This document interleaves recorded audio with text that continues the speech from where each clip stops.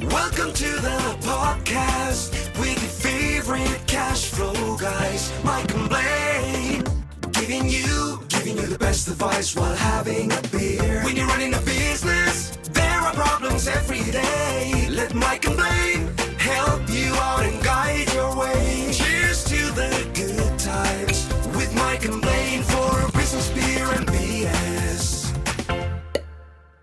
Hey, it's Mike and Blaine, episode 188. I'm Mike Mullen, also known as Cashflow Mike. That is Blaine Birch, the CEO and founder of Dry Run, the best cash flow forecasting software on the planet. What's up, man? I'm excited to be going again. We had 1 week off a few weeks ago, and I'm back in the rhythm now. I'm ready to go. I'm excited. Got a good beer for today. So this is a twofer, though. So if you're a live, somebody that likes a live, this is a twofer. We're doing two this week. Yeah, Tuesday and Thursday, which is, we got to play a little catch up here. So yeah, if you're tuning in, it seems weird that we're on Tuesday. Also, we'll be back on Thursday. So check us out then. Same time, same place. Yeah, because we'd like to have one in the can just in case somebody, something happens. I mean, life, it's a meeting, it's a conference, it's a travel across the United States, it's vacation. So we always like to have one little extra so you're never out of content. Every week we're there every week, and May's going to be weird. So we're shuffling things like puzzle pieces, trying to get all our shows in May. But and then it should not be too bad after that in June. But we'll get them for you. We'll get them up. Yeah, next 2 weeks are rough on us, right? So I've got next week. I've got Provo, Utah. I'm speaking at GrowCon, which is for accounting, bookkeeping owners of firms. And then the week after that, I've got 25 people going to join me for a Master Trainer Live about the clear path to cash right here in San Antonio. So pretty excited. We've got people coming in. We got people going to join us online. So it's going to be a good event.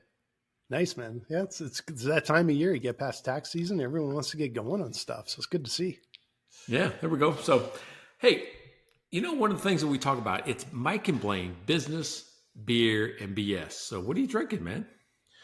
Well, let me just try to sneak in a sip there. So I've got, and I was trying to find something that would suit the topic today. I don't know if a little bit. So our topic today, too many tools, not enough results. And we're going to talk about when you have just way too many software packages going and you're trying to make use of them. And what it does is it's a Mirage. And so I grabbed Odd Company's Mirage Dark Lager. It's actually a delicious beer. And if you're in Edmonton, if you haven't been to Odd Company, go to the one downtown and get a smash burger and a beer. The smash burgers are ridiculously good. And it's just a cool little place. So yeah, go check them out. Yeah, very cool. So I'm on my third week in a row of Pat's Christmas beer. I was just going to ask which one is a reindeer ale or something. All right, so this is the last one. So I think we're past Christmas. We'll probably be on to Valentine's Day soon. But I can't complain about this one. I can't complain because it's probably one of the best beers he's ever given me. And you're going to know it, right? You're going to know it. Everybody's listening is going to know it. Delirium, man. Delirium. The Christmas Noël, right? Yeah, the Delirium. So Delirium Noël. Okay, so yeah. I've never seen the Christmas packaging on that before. So that's really fun with the of course, the big elephant, but the little Santa hats and everything. That's awesome. Isn't that crazy? Yeah. So I mean, like I say, I can't fault him. I can't even make fun of him. Matter of fact, I shouldn't make fun of him. This guy just got 6-7 pallets of grass delivered. I can see down the way here. I'm like going, ooh. So he's going to put in sod. Mm-hmm. He's doing it himself, and I did that 2 years ago, and it about killed me. So that is back-breaking work. Ooh. And I'm telling you, I got this little wagon, right? Just a wagon I use around the yard because I'm getting old, man. I mean, I'm in my 50s, so if I got to move dirt or mulch or grass pallets or anything like that around, I got a wagon. I just kind of pull it with me instead of carrying bag by bag by bag like I did in my 20s. Yeah. Well, he borrowed the wagon. He's going to need it, right? I mean, and he's got 3 days, right? So they say these things only really last 3 days on the pallet, so right? So you got to hustle. Yeah, you got to hustle. So anyway, Good luck. Good luck, Pat. So I'm assuming you're not listening right now because you're out there slogging a bunch of lawn around. But thanks for the beer, Pat. And so that actually, like, we've got some beer sponsors here. Pat, of course, is one of our longest serving beer sponsors. Been around for years, always supplying you with beer, coming down the block with some beer. And I got to say that is probably, not counting Pat's homemade beer, but the ones he supplied you from manufacturers, that might be the best one he's given you. That is a terrific beer. This is definitely the best one he's given me. So appreciate that, neighbor Pat. Always. And always got to thank Rachel Barnett from Gentle Frog. So if you need to know how to use QuickBooks because you're got a small business, go check out Gentle Frog, gentlefrog.com. Also go to YouTube/GentleFrog. And she has got a ton of videos up there that'll show you how to better use QBO, make it really effective for your business. So definitely go check that out. And thanks again, Rachel. I really appreciate all of the support. Yeah, speaking of help for your business, go check out 3S Smart Consulting, Karen Hairston up in Michigan. She's going to help you find hidden cash in your business and put it back in your pocket. So Karen, appreciate it. She took the big chance. I don't even call it a chance anymore. $5 an episode. You just jump right in. You got the whole year covered. We're going to talk about you, the best $5 you can spend. If you want to save $5 or more, because I bet she can find you thousands of dollars in your business, go see Karen at 3ssmartconsulting.com. Yeah, absolutely. And finally, Devin, who is the biggest LSU fan on the planet. I know you know Devin. I'm just thanking you for the beer, Devin. Dude, I got to tell you what, Devin, if you're listening to this, I'm coming to at least one game, right? So Arkansas is going to play LSU at LSU this year. And now everybody knows I went to Baylor, but Courtney's parents are Arkansas fans, right? And like, hey, so now there's a connection. So we're going to go see Arkansas play LSU. So if I see you there, I'll see you there. I just have to ask because I hear there's a Canadian coming out of me here, but so it's not Arkansas, but there is a Kansas, but there's Kansas City that's not in Kansas. Seems some weird stuff going on with Kansas down there with you guys. Well, I know there's Paris, there's Versailles, there's all kinds of just weird stuff going on in the United States. I think it's just like going, there's so many places to name. Let's just reuse them. just chuck out whatever comes to mind. Hey, that's like my last name. You know, my last name, Milan. It's just 5 letters, but nobody can pronounce it right. It's Milan, it's Milan, it's Milan. It's It's almost never Milan. Yeah. I always wanted to call you Mike Milan. Because you think I'm fancy. You think I'm fancy. I'm not that fancy. You're just like a fancy Italian place. That's aristocratic. Yeah, but you know, I mean, look at me. I'm more Scandinavian. It's a lot of Viking going on here. More Milan, less Milan. Yeah, I get that. There you go. So you guys, okay. Before we dive into our topic, we just got to say now, please follow, like the show, subscribe. If you're watching it right now, please click like. YouTube loves that. So we got to ask. Also, though, you could also be a beer sponsor. Like Mike said, for $5 an episode, we will mention you. You're in our show notes. It is the best $5 you'll ever spend. And you can buy as many episodes as you want. You just go to MikeandBlaine.com. There you go. Hey, and don't forget, we do a mid-roll sponsor too that I think we do a fantastic job for. So you don't think that, I'm just a little person. I can't do that. I can't afford it. Can't whatever. No, you can actually own the show, right? Own the show, call the shots. And I think we do a nice job for our sponsor right now. Mm-hmm. And that could be you. Don't think that can't be you, because it can be. Yeah, absolutely. Come chat with us. We're always looking for new sponsors. So thanks for all the support. But time to dive into the topic for the day. This is one that always hits close to heart for everybody that's got a business and is buried up to their chin in software. I mean, all right. So you remember, I think it was last week. This is where it started with me. Remember I said, we were talking about subscriptions or whatever, and I'm like, man, I had a couple sneak up on me, right? That I paid for last January, and because of the discount, I paid for the year. I'm like, I'll probably use that. I'll just pay for the year. I think that's okay to take the discount if you know it's something you're going to use. There's 3 or 4 things that I paid for the year in January, and guess who forgot that he paid for them by the time the next January came around? Yeah. Me. So I'm like going, $200 here, $400 here, $600 there. I'm like going, oh, wait a second, what's happening? What's happening?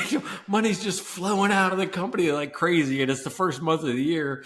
And it just the first. It seems like you're losing money right off the bat. I'm like going, what happened? Yeah. So then I started looking at everything. I'm like going, well, what else did I pay that way? And I ran into things. I'm like going, I don't even use that. I don't even need that. Or now we got duplicate things. Or, why doesn't this one software do more?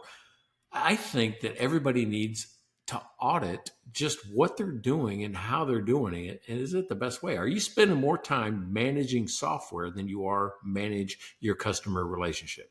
That was where I came to. Yeah. Yeah. I went through this. So you probably remember me complaining on some of our episodes last year.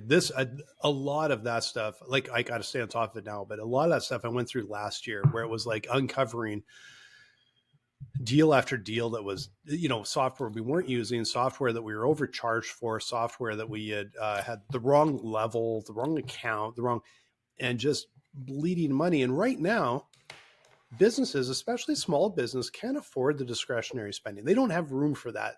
So, it's really important to look at.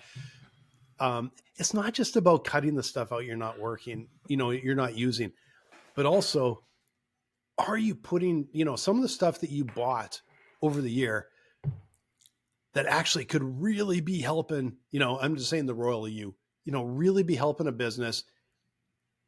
Should you be using it? Like sometimes it's not, don't cancel that. Actually use it the way it's intended because it's going to transform your business. So that's the other side of it, right? That sometimes it's like, yeah, it made sense and you got kind of lazy and didn't do what you're supposed to do. Well, when it comes to, all right, so being lazy and things like that, I'm like going, say what you want to about Doge, right? The Department of Government Efficiency. I'm not taking a position here, but when they said we found thousands of licenses that were unused but being paid for, right? Meaning that departments got lazy, say, hey, I need Microsoft Office licenses, whatever it is, and they have 1,000 licenses, but only 40 people use it or whatever it is, right? Because people move in and out. They just got a license for the new person and didn't let it go. Mm-hmm. Yeah. It happens. It doesn't have to be the government. That happens at all levels, right? Just for Every all level. of us, every level. And so I'm like going, man, that really matters. I mean, because even if it's $9 per user. Well, if you're only using 2 users, not pay for 15 or whatever you used to when you had a bit larger staff. So I'm going, man, that just, if it can happen to even the government, as large an organization as that is, with as many people with eyes on it, it can happen to you where you're just you running your own business, right? You got a couple or 2, 3 people. So it's really important to look at these things. Yeah. And it's hard to stay on top of it. We literally have a spreadsheet to stay on top of it. I still check my credit card statements because it's stuff didn't make it into the spreadsheet and then we forgot about it. And, I think companies should be required to send out notices. I think we send out notices just, hey, it's coming, right? There's one company, they every single month, on a monthly subscription, every single month before the charge goes through, they're sending out things like, guys, this is coming. It's almost I almost feel like they're almost nervous. I wonder if these guys really know they're paying for us. They're always it's coming. We're going to charge your card. And it is the lowest price software we have. And we use it all every day. You guys have, I feel like writing back, go, man, you guys have great software. We love this thing. Don't worry about it. Because I just feel like they're ooh, here's another bill coming. It was $25 or something, right? But that happens, right? That happens. Oh, sorry. I didn't have do not disturb on. Somebody's calling me. Hey, I got just Mike. It's only 188, episode 188. Yeah, and I forgot to do that because it's a Tuesday. But yeah, it's Tuesday. That's what screws us up. There was two weird things that were happening at the same time. That I was getting a phone call, so it was distracting me. Two, I've never had have you ever had a beer that expands in your mouth? Like expands, like the carbonation. It like as soon as I take a drink, foams up, kind of. Yeah, almost. In your mouth. Yeah. Have you ever had that? I've never had that. I have, and I'm trying to think of why that would happen. No, maybe it's bad. Maybe it's old. Does it taste a little skunky? I don't think so. I don't think it's probably old. Yeah, I don't think that it didn't taste bad. But I will say, because you've never seen me drink out of the bottle or can on the show.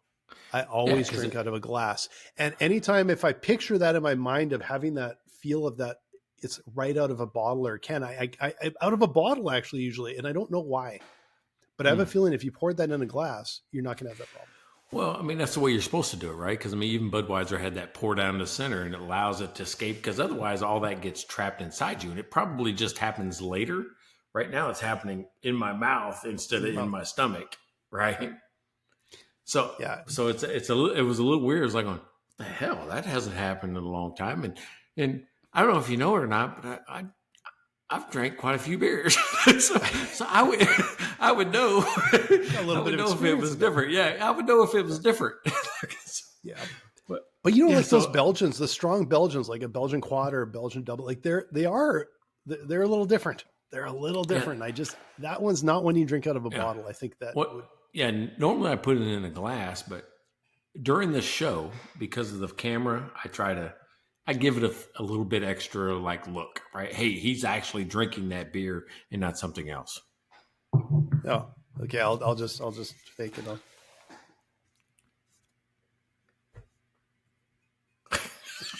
Just try to get the label face forward.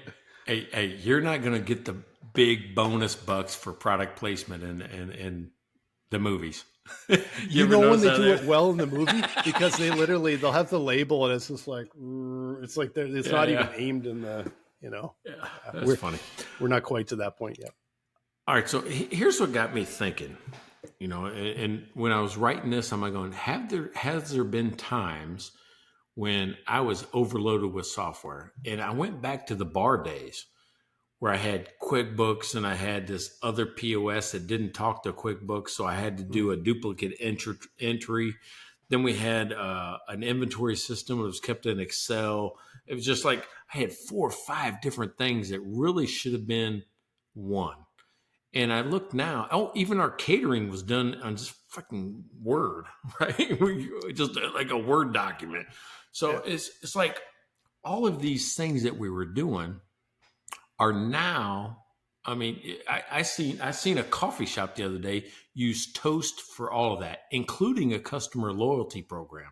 And like I said, I used to have 5 or 6 different things I had to have just to do the basic things that people are doing with one software program now. And that got me thinking well, what else could I be doing? And people say all the time, why do you want to just use WordPress with these plugins? Because it's all in one. Everything is in one spot and it talks to each other really well.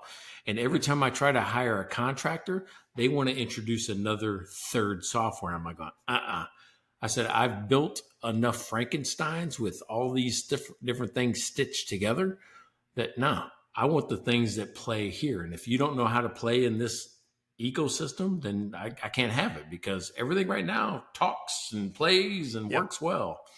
And I don't need duplication of effort anywhere, as a small company. And I think it's important that they talk to each other, but also what usually doesn't work is a single platform doing everything. Like that rarely works because it gets so bloated and it ends up being really bad at everything rather than being excelling at anything. But if they talk to each other well, which is like the WordPress plugins, they're all third party. Like they literally just work well together. That's the key, getting things to Yeah. work well together, that have to work well together. But I'm also going to say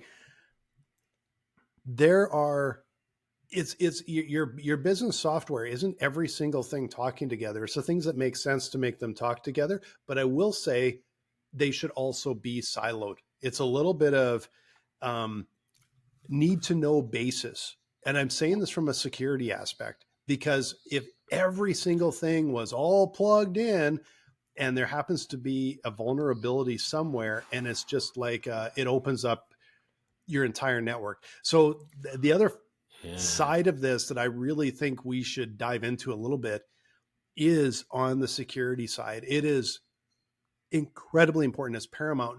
Small businesses have never been under attack and under assault more than they have now.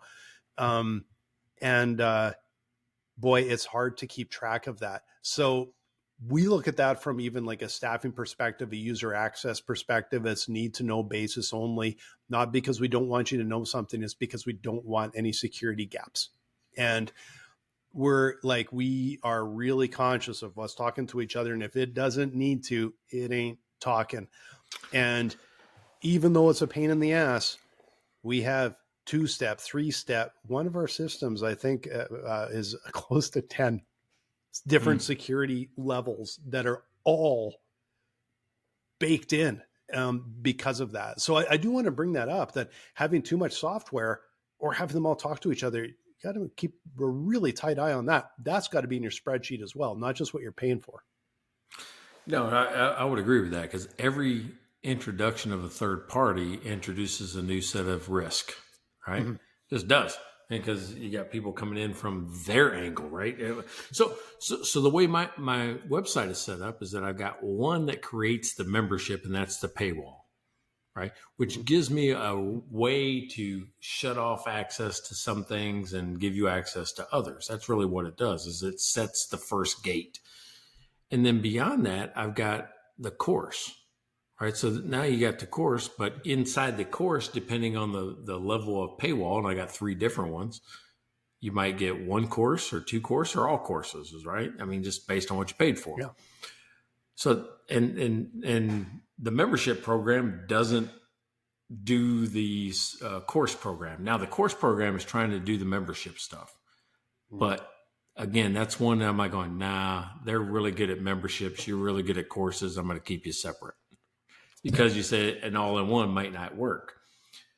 Then I've got an events calendar, and I can change the view of the events that you see based on your membership, right? So it goes back to that one paywall and says, oh, these options are available to you because you pay a certain level, and you might not see it if you pay a different level. And then I got this thing called the affiliates, which helps me really keep track. I don't have to keep track of the spreadsheets or all that. If somebody pays for a membership, but they came from you, right? Like maybe you have a specific link from Dry Run and they click on it and they pay for it, I automatically know that that lead and that money came from Dry Run, and I can make the payment inside the program as well. So, I mean, all of that is working, and everybody that wants to come in and disrupt it is working, right? It's just working, and everything's right there. So, and then the CRM is also included that talks to all of it. So everything that happens gets attached to your name inside the CRM. And man, I'm gonna tell you what, I know it's an all-in-one, but it's siloed because it's third parties, right? Playing on the same platform. Yeah. And I think that is the way that the world's gone, and it works really quite well, because you're instead of one tool trying to do everything, it's like you have 10 experts working together, and every company is a different 10 experts. There might be 2 or 3 that are the same, but then you're going and finding, well, for my company, who's the best at, memberships, because it's like, yeah, our membership compared to those guys, the problem they have is maybe volume, but they're really low cost. Ours is higher cost, but lower volume. Like there's always these factors that mean you're looking for something that suits your business and your needs better than everything else, but you still want them to talk to each other and dovetail together. See, that's where you and I both have these experiences with Intuit, right? Building products that integrate. And then I always said that they ate their young. I mean, that's just me, my personal opinion. Meaning if somebody's really successful in that QuickBooks ecosystem, they're going to try to either copy it, duplicate it, integrate it with their own stuff. I mean, they're going to somehow try to capitalize on your success. And they always do it at about 40%. It's like you're going to get about 40% of the product that you would with a third party that's only focused on, we'll say, cash flow or inventory or timekeeping or whatever that is. So I like trying to, it's still Frankenstein stitching it together, but I like it where it all plays on the same platform. This is where I've always had problems with Zapier, right? With Zapier, when you try to do the same thing, there's too many things that break, it seems like, when it happens. It always seems to break. It always seems to just kind of be kind of working, but it's so fragile that any little thing breaks it. Yeah, we've had experiences with that. We've had experiences with using third-party integrators and that. And today it's like direct connection. We have complete control over what we develop and what we do because it's the reliability. It's just that's a hard thing to get when you have too many middlemen, right? So it's a challenge. It's like when it works well, it just sings and it works. When it doesn't work well, it can be so frustrating. That's just how it is, right? Yeah. So I've got friends out there right now. I mean, and Seth David is one of them. This guy tests everything. And I love that about him because I get kind of whatever's new, he's going to go test it.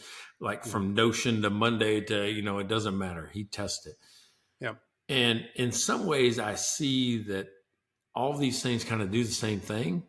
And I see people kind of just jumping between them because they don't do exactly what they need to.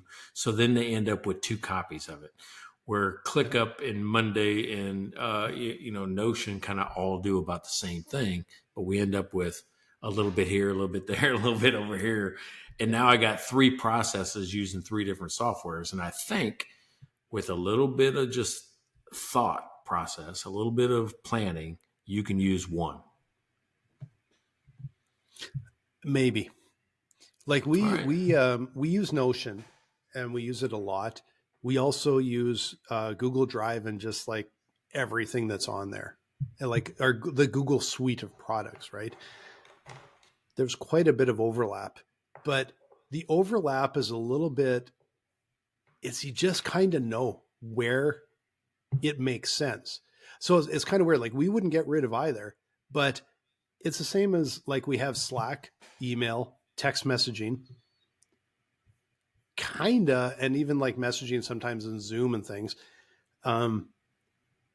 Technically similar, but there's just specific times where we use Slack, specific times where you use email, text message, like whatever it is. They're just, even though they're similar.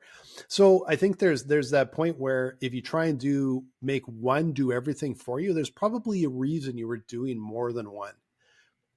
But there's also that hard decision of, is it helping or hindering? Is it offering some sort of value, or is it actually just making things more complicated and not working? Yeah. So I like what you just said there, that there is a product for the right time. And there's nobody that's better at that in the world, at finding the right product for the right time, than Magic Mind. Because if you need focus, they got a product for that. If you need to sleep, they got a product for that. Matter of fact, there's 4 or 5 different things that they got, right? Depending on what you want to put in your body, they got different products for that.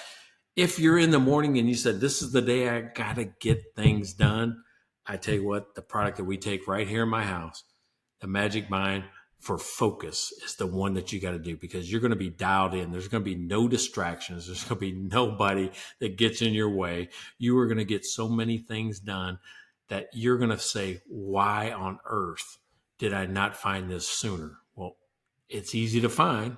It's a Magic Mind, and we even got a discount for you, and we got new stuff. Go ahead. Absolutely, guys. Like, go to magicmind.com and you can take advantage of this limited time offer. So you get 34% off a subscription. your first subscription. You're going to want to get a subscription because you're just going to want to keep it coming. 34% off. So it's a really nice discount. Go to magicmind.com/MikeAndBlaineAPR. APR for April. Use the code MikeAndBlaineAPR, all caps, or just check down in our show notes. You're going to see the link there. You're going to see the code there. Go get your 34% off and get started with Magic Mind. You're going to love it. I just got my email saying, hey, it's on the way. It's shipped. Because I got two people in this house like going, hey, we're getting some more of that. We're out. I got Pat. Pat comes down and grabs it. And, every once in a while, Pat, you need to get your own subscription. Just go down there, use Mike and Blaine APR and get a subscription. Start bringing it into that house. Get some focus. You're putting all that grass out there, Pat. I was just going to say, think how fast you could lay that grass down, Pat. If you take a couple Magic Minds, you'll just be like, yeah, I'm done. Like, no, don't need any help. I'm done. That's funny. Hey, great sponsor. Love having them. So, All right. So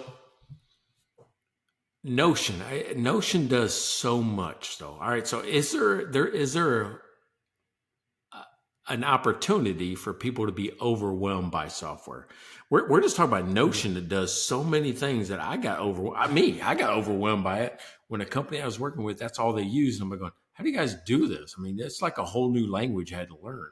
So, I mean, what about overload for just the regular person that has a real small business and can't devote time to that?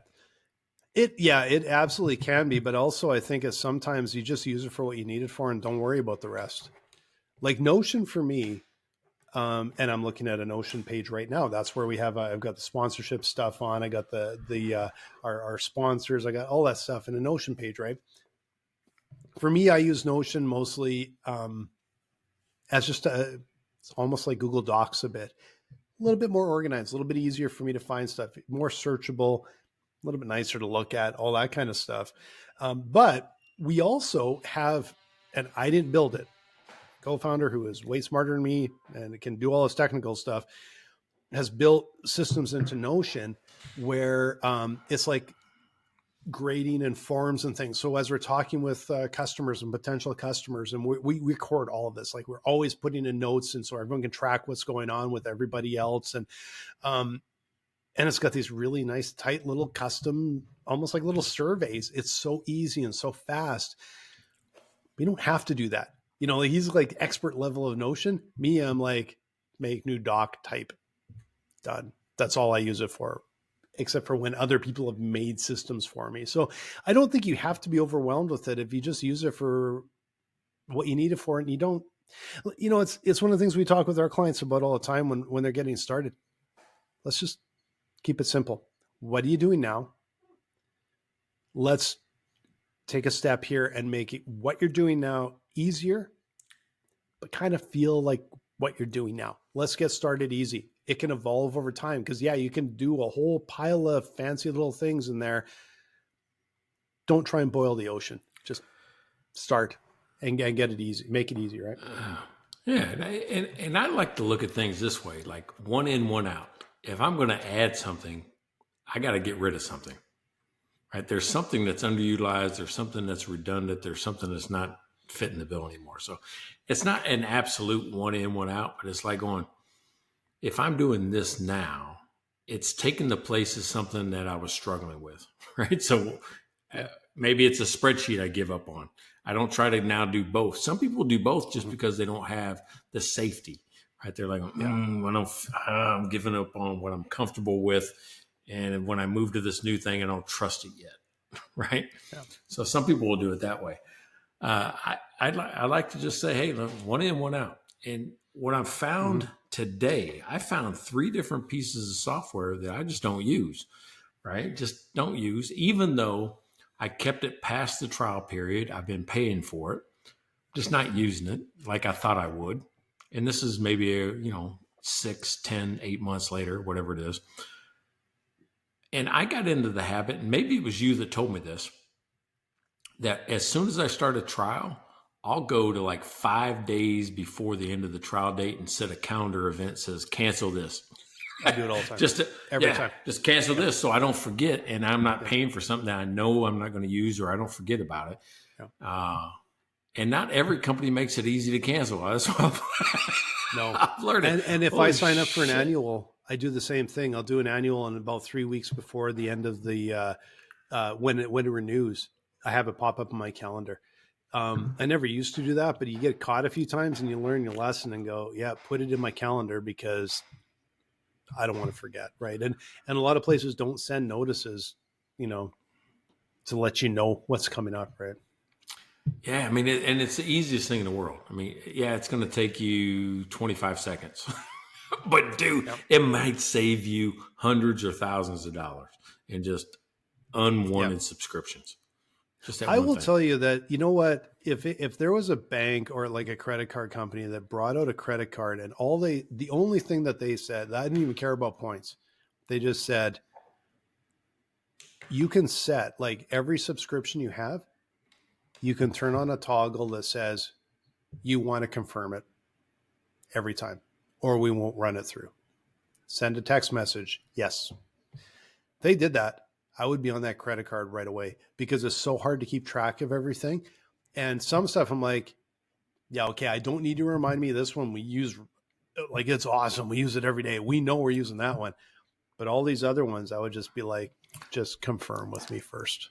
All right, so next week I'm going to meet with two different not lenders, like digital banking companies, and I'm going to take your idea and steal it and not give you credit. Do that. I'm fine with that. I don't want credit. I'm just kidding. I'm just kidding you. But yeah, they ask me all the time. They go, "Hey, you know what? Could we do better?" Hey, that's a great idea. I'm gonna mention it to two providers next week that I already have meetings with. So yeah, absolutely. That is something that I will figure out how to fit it into the conversation because they're going to ask me, "Hey, what do you think we could do better in our platform?" And I'm going to tell them, this is one thing that's going to differentiate you and make you something that is valuable to every person that has a subscription, which, by the way, is almost everyone. Everyone. Give control back to the consumer. Because it's and like some of those ones are so tough to cancel, and they're and like they hide the fact that you're renewing and all this, and that just and some of them are some of the biggest companies on the planet are the worst for that. Okay. Now there is a such thing as tortious interference.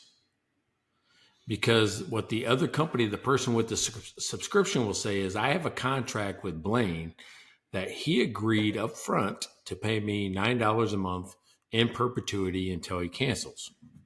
Yeah. And if the bank stops it, the bank can't stop it.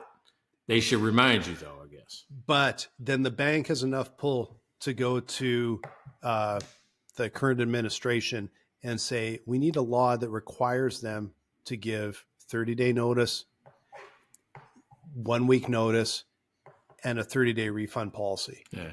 But just know a third party can't get, they're not going to be able to do it. We're going to get pushback on it right off the bat.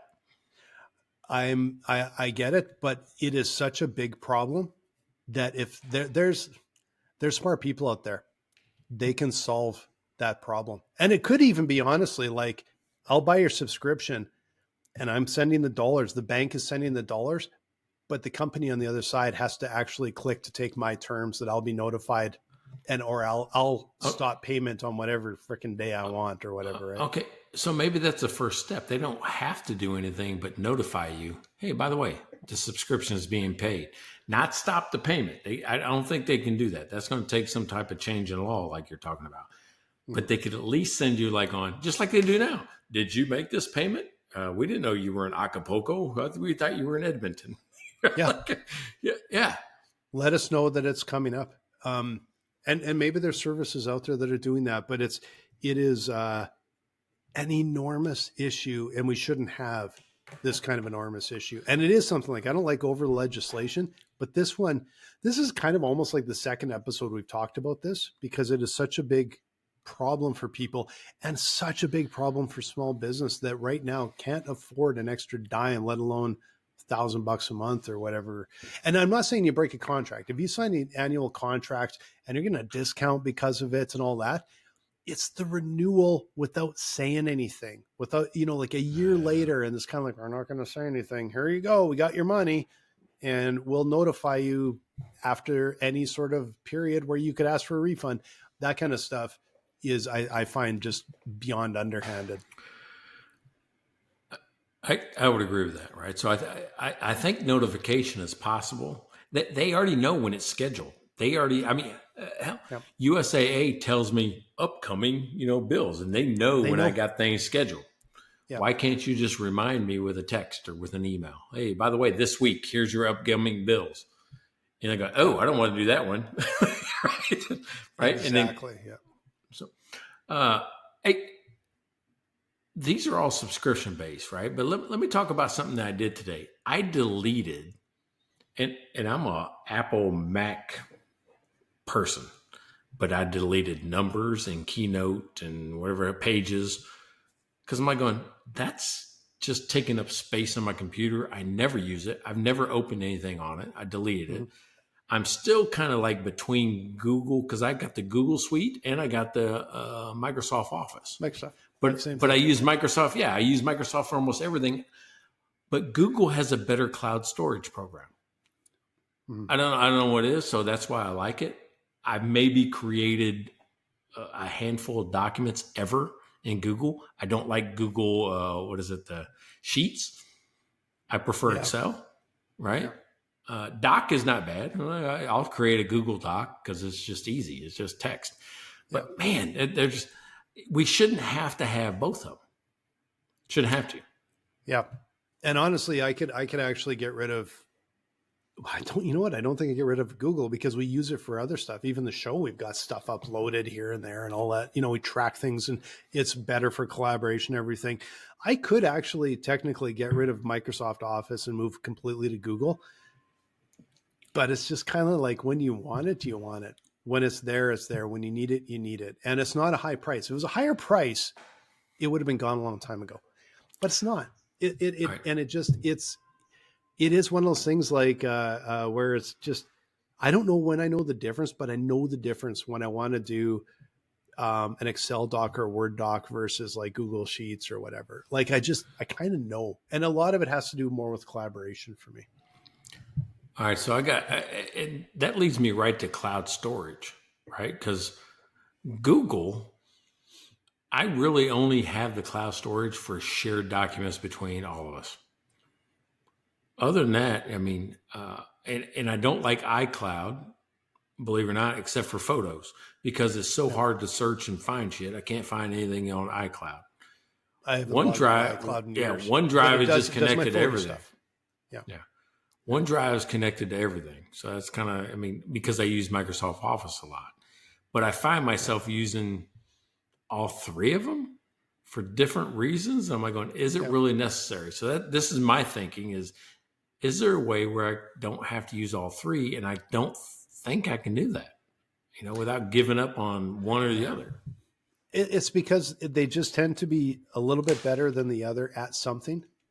Yeah. And it's enough value that it matters. Or it's the timing is top. Like it's just, like I said, like sometimes I'll use a Google Sheet and oftentimes it's more of a collaboration and it's easy. It's up there and it's so easy for me to collaborate, but then I'm doing something else and it's definitely on my desktop Excel doc. I don't really even think about it. I know the difference when I want to use it. I know why. I don't even think about it. I just like, I'm opening Excel to do this, or I'm doing the Google Sheets. I don't even think about it because intuitively, I know which one makes more sense at the time. Where do you think you waste the most money testing new software? For me, it's in design. It's in AI images, or it's in Canva versus Adobe Express versus, something else.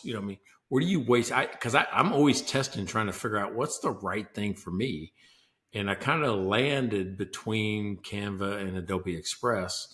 And I lean towards Adobe Express, not Canva, because I use some templates sometimes. And the templates are better in Adobe Express than Canva, in my mind.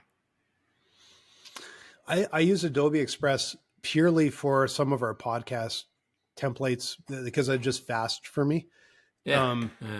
For me, but remember, I was a designer by trade when I graduated university. I had a design shop for, a creative agency for 10 years. those habits die hard. I never try anything else. I have the Adobe suite and I use it all the time, and I curse it a lot because I'm like, this should be better and this annoys the hell out of me.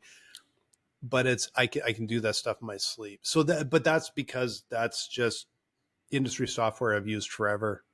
All right, so you're not doing anything with video and all that? Because I'm like going, Courtney got me on CapCut, and I already had Camtasia, and now Premiere. I'm using the same. And I don't even like it. And I've used Final Cut Pro. I back in my agency, we had an editing suite, and it was a Final Cut Pro suite, and it was freaking expensive back then. It was like $1,200. This is 15 years ago for freaking the seat of Final Cut. But I even think I have Final Cut here, and I moved to Premiere, and I don't even know why. I can't even remember. Premiere is the worst UI. It drives me nuts, but I use it. But Photoshop, Illustrator, InDesign, it's like a favorite blanket or something. Like this is what I go to. So I don't try. You try all that stuff. I don't try any of that stuff because I'm just I got to find me, right? Yeah, I got to find me. You know what works. And I tell you, for the last 2 months, I've been using this product called Descript, DE Script, and the reason I use it is because I can put up a script. I can just copy and paste the script into it. And kind of, it's not a teleprompter because I still use my finger to kind of move it, but it will just allow me to kind of just stay focused. I mean, I still do everything for kind of free form, but it kind of keeps me on track. Because if I go free form, I lose the thought. Like I still want to say this point, this point, this point, and end on this, right? That ties it all together. So, so I'll put a script up there that kind of keeps me online. And I'll free form it off of the thought. So you'll see my script as bullet points, right? Yeah. But I can keep it there in front of me as I go down through. If I need to move it, I just move it like this. Like you can't even tell I'm moving my thing right now.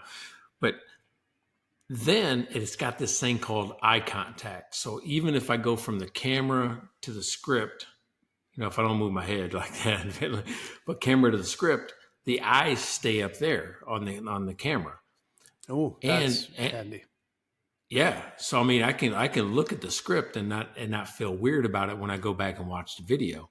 Then it's got this thing called Studio Sound, which it doesn't matter if I'm back here or up here, it levels it through the whole thing. So even kind of I'm moving because I'm kind of animated, it's changed the way I think my YouTube videos look. So I started putting more YouTube videos out there, and I think they're getting better. I mean, we went from like 8 or 10 views. Now I had 200 plus views and, you know, that type of stuff. And I think it's just because of the way we're starting to package it and the way it looks. But this Descript it's not a lot of frills. I mean, there probably is a ton of frills, but when you look at it, it doesn't look like that cool UI. It's not fancy. It's just functional. Mm-hmm. But you should check it out because I tell you, it's the one thing I think that has led me to create more content. I'm doing 2 long form YouTube videos a week now with this.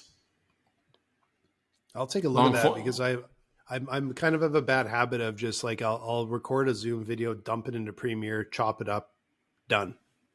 And then I'll make a little slide in, but the slides I usually will use Adobe, whatever, the online one, just because it's template and it's really fast. And I know if I start down the path of designing it in like Illustrator or Photoshop, it's like I could burn hours.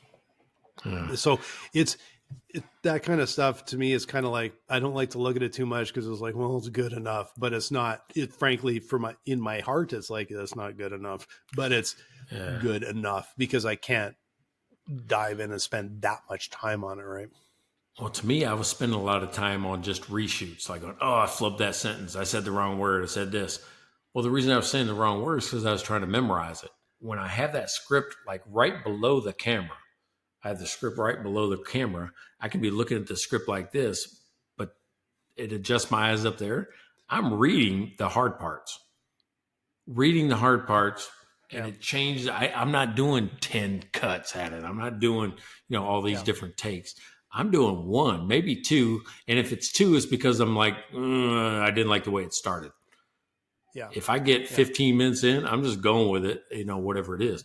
but I'm telling you, just having the words in front of you makes a difference. And that's probably why they're professionals on TV with teleprompters. Yeah. But I can't do it. I can't do a teleprompter though. I can't do it. I don't know what it is. Can't do it.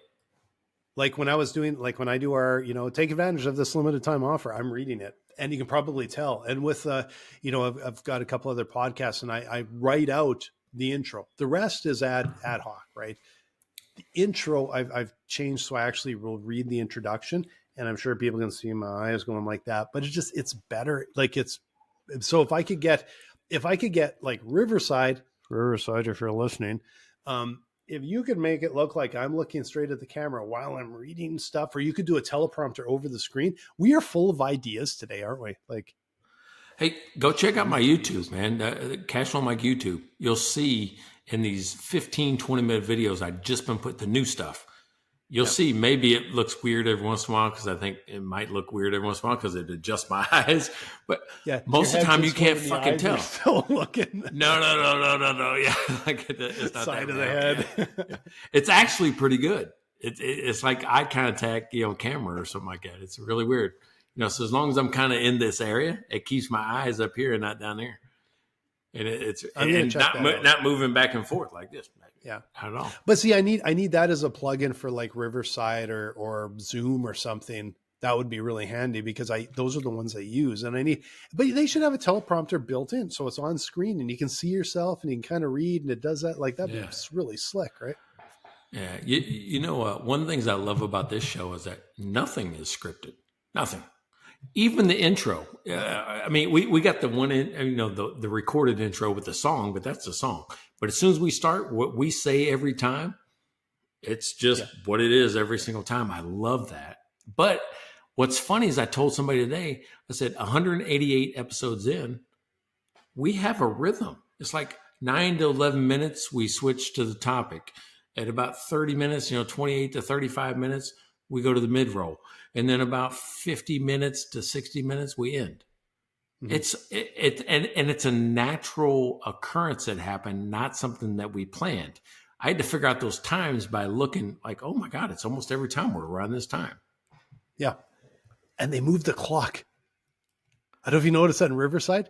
They moved the clock, and I'm just like looking here, there, everywhere. Like, where did it go? It used to be down there, now it's up there. And mine's always been up at the. Mine hasn't moved. Still top right. Because I would click for the recording. It used to be down on the bottom, and I keep glancing down there and going, "Where's the recording number?" And then I glance up to try and find it. So that's just a totally different topic of those changes in software that maybe for some reason is actually a better way to do it, but they changed it, and it just kind of freaks me out because I can't find stuff. So. Yeah, but what amazes me is that it was a natural occurrence. It's just like we didn't plan that, hey, we're only going to spend 10 minutes on the intro and then go. It's just like, I think we both felt it like, man, it's time to get to the shit. Just goes. Yeah. And it's almost always the same time. And what's interesting, because I'm always sending our sponsor, they always want to hear our little bumper, right? So I'll send the sponsor, I'll go, here's a link to the video, here's the time stamp. I'll tell you that timestamp virtually every week is within 30 seconds of each other. Like it is. It's going to be early this week. Going to be early this week because of what you said. Let me just kind of roll into it. Right? Worked in really well. Yeah. Like you got it. You got to grab those, but it's amazing how like it is right there all the time. Yeah. So it's, it's good. We're getting close to 200. 188 is in the books. It's in the books. So we're going to do another one on Thursday. If you're the type of person that likes live, if you want to hear live and comment, I know we didn't get a lot of comments today, but if you want to comment, you want to make fun of us, I don't care. Hey, any engagement to me is good. I mean, if he's like, you're full of shit, Mike, it's okay. Put it in the comments because that's what we like. That's what we feed on. We want you to listen. I love it when my neighbors make fun of me or my customers, my clients say, I heard what you said. I love that. So bring it back to us. Yeah. Definitely follow. So check this out. This one will be going live, or the recorded version will be up later this week. We'll be going live on Thursday. Make sure you like, subscribe, follow the show. Go to MikeandBlaine.com. Become our next beer sponsor. $5 an episode. We will talk about you. We will put you on the episode, and promote your business. And if it's just you, hey, we'll promote you. So go to MikeandBlaine.com. And also, like the other Mike Milan reminded us last week, we also have merchandise. We got merch. So you want to get some really cool shirts with the two Mike and Blaine skulls and the hats and all that, go check out MikeandBlaine.com. You can get some really cool merch too. Check out their website at MikeandBlaine.com. Then subscribe to the podcast and buy these guys a beer.